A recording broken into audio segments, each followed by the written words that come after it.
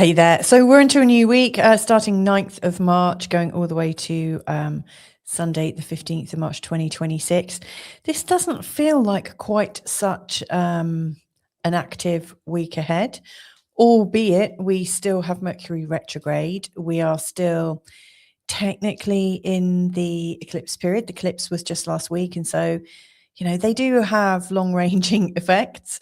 And we are coming up to the first day of spring, not in this week, but the following week, we've got the spring equinox coming up. So it is naturally a time where some stories are wrapping up. And, it's a time when we're getting ready for the feeling of a brand new start. Now, yeah, it's a little bit quieter. There's not so much planet-to-planet activity. So what I'm going to do in this short forecast is take you through the main themes of this week ahead, also to sort of incorporate what's been going on already, and also just to, I guess, step you through what's coming up and also what to be looking out for in the following week. So I guess this is like an orientation. If you're new to this channel, by the way, my name's Louisa. Welcome.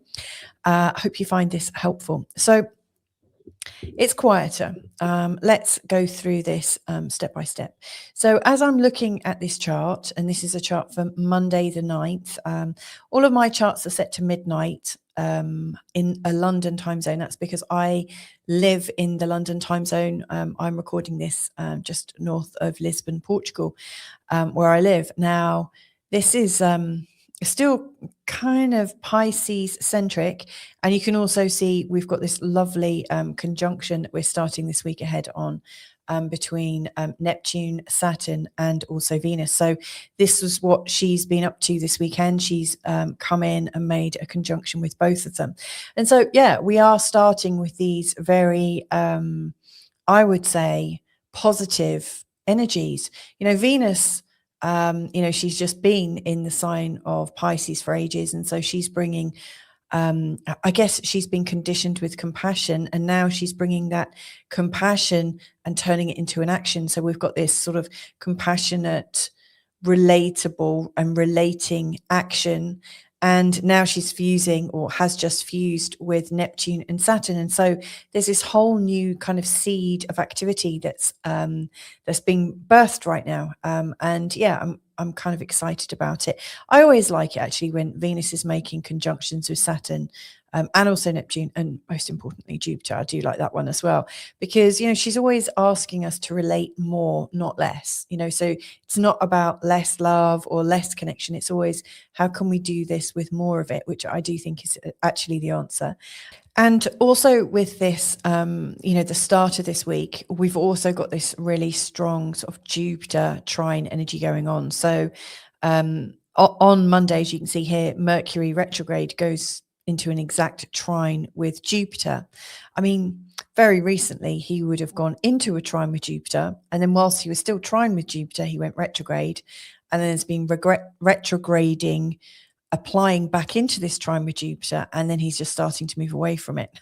But he's still almost certainly in this trine the whole time. So the Mercury Jupiter trine is an ongoing theme. But we've also very recently had the Sun in a trine to Jupiter, and the Sun still is in a trine with Jupiter for some time to come. By the end of this week, the Sun is going to be at 24 degrees, just moving out of this trine with Jupiter. So it's a bit of a theme for the week ahead. Now, if we also have a look here, we've got at the start of the week, we've got Mars at 5 degrees.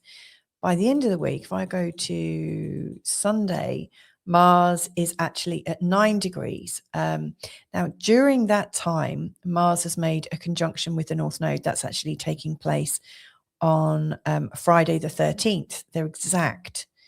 And of course, at this point, Mars absolutely is in a trine with Jupiter. So we've got this very helpful, I would say, Jupiter trine energy throughout the whole week, whether it's with the Sun, whether it's with Mercury retrograde, the North Node, or in fact Mars. That energy is absolutely keeping us going. It's helping us tune into well-being. As the Mars comes into a trine with Jupiter, we're absolutely feeling into our energy levels. We might be noticing our energy shifting back, coming back in. Now, it's interesting that I say that because they're both in water signs. So maybe we're talking about our emotional vitality coming back. This is helping us feel a lot more strong in ourselves.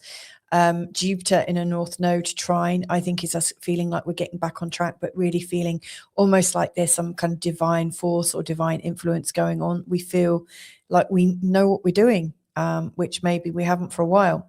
And then with Mercury retrograde in the trine with Jupiter is also retrograde, by the way, and he's getting ready to change. He's getting ready to move forwards again. In fact, I didn't check if he's still. Oh, look, that was good instinct. He's going direct this week. I knew it's happening sometime around here. So he's going direct. Let me make a note of that. In fact, between Wednesday and Thursday, Jupiter's going direct. That means even more to me because, whilst Jupiter has been going retrograde in the sign of Cancer, I mean, he's exalted in Cancer.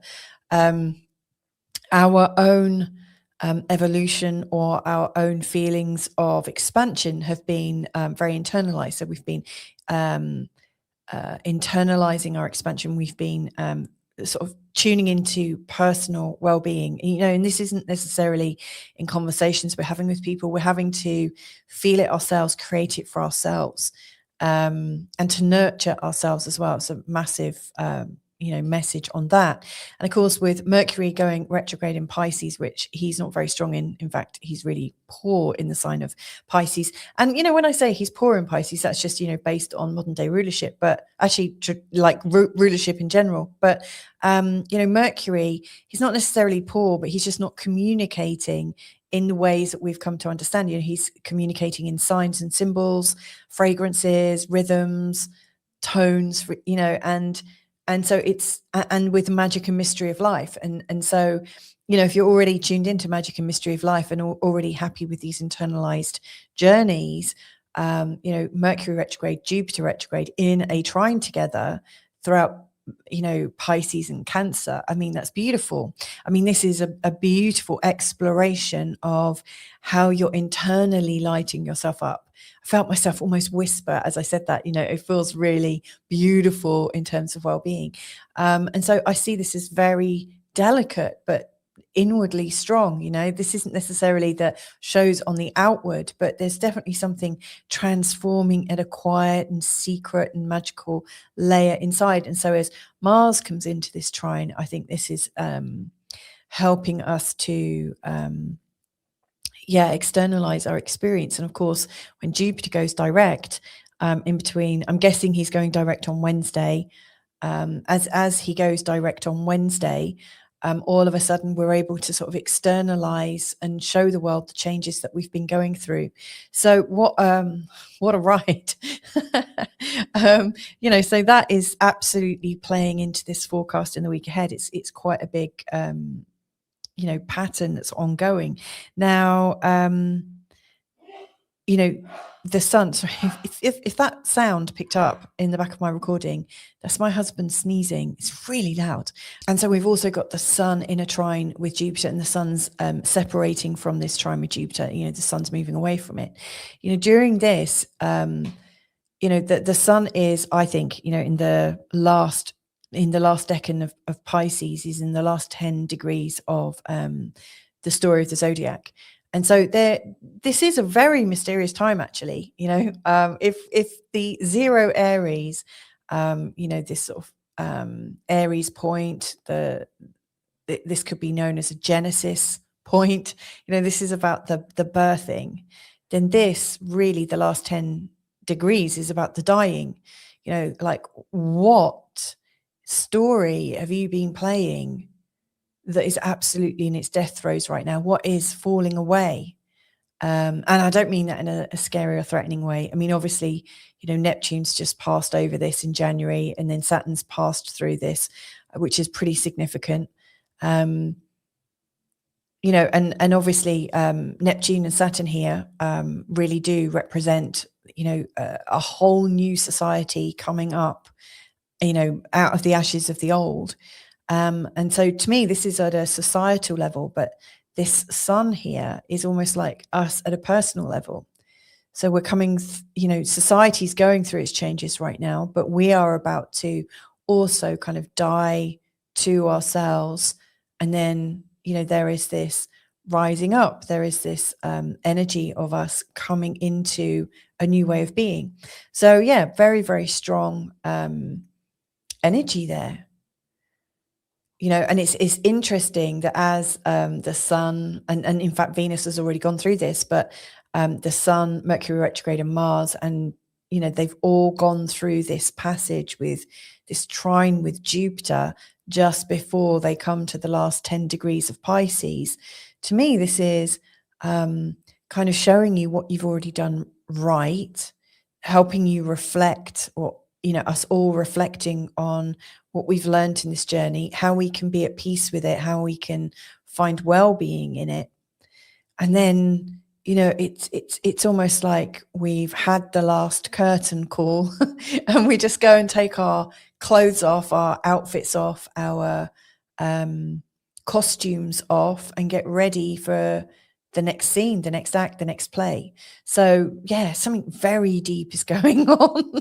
And it might not even look that big, because it's going on, behind the scenes. We are really working through this ourselves. So yeah, that's more of a bigger picture. And of course, obviously, I'm sure you're aware, Uranus is going to be changing signs next month. And, and then there's going to be all sorts of shifts, and then throughout, July, we're going to have this kind of basket energy of Pluto at 4 degrees, Neptune at 4 degrees, Uranus at 4 degrees, and then Jupiter in Leo at 4 degrees, all of them working together. So, and then the node is going to change into Leo. So there's quite a lot of stuff going on. Crikey. So where are you changing right now? Anyway, back to the week ahead. So in understanding this week ahead, here's a few tips and hints, I guess. So we're starting at the moon's just in the sign of Scorpio. He's been there for about a day and a half, maybe 2 days.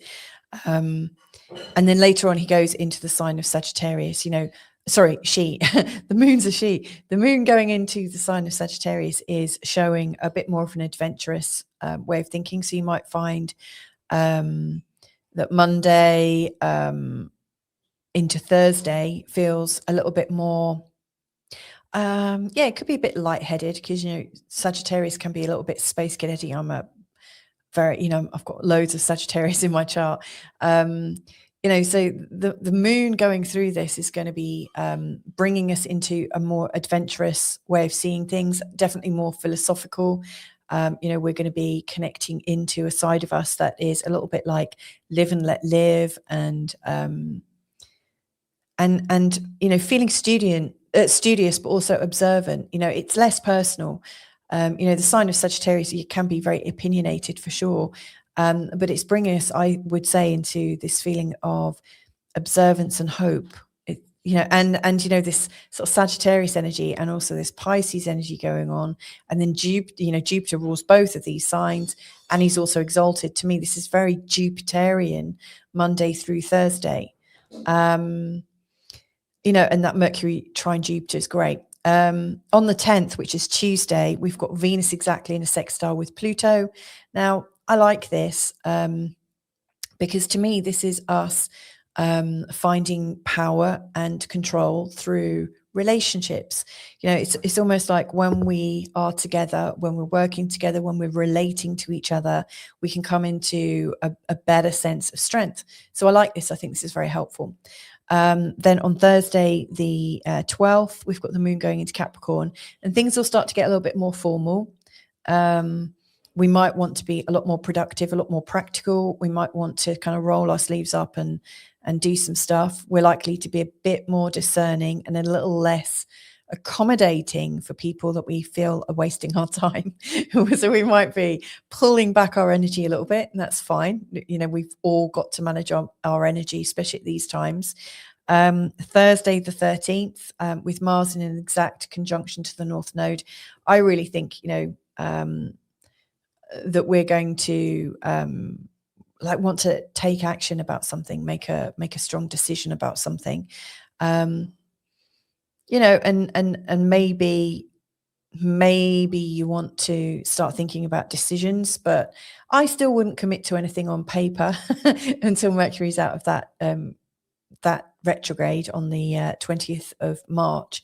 So, you know, what I really get from Friday the 13th, so just a week before, you know, we're itching to go, we're itching to move forwards or to make an announcement about what we're about to do. But I would still hold off on that probably.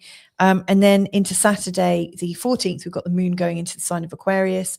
When the moon comes into Aquarius, it's going to make a whole heap of pretty exciting and easy aspects. I've put that down here actually.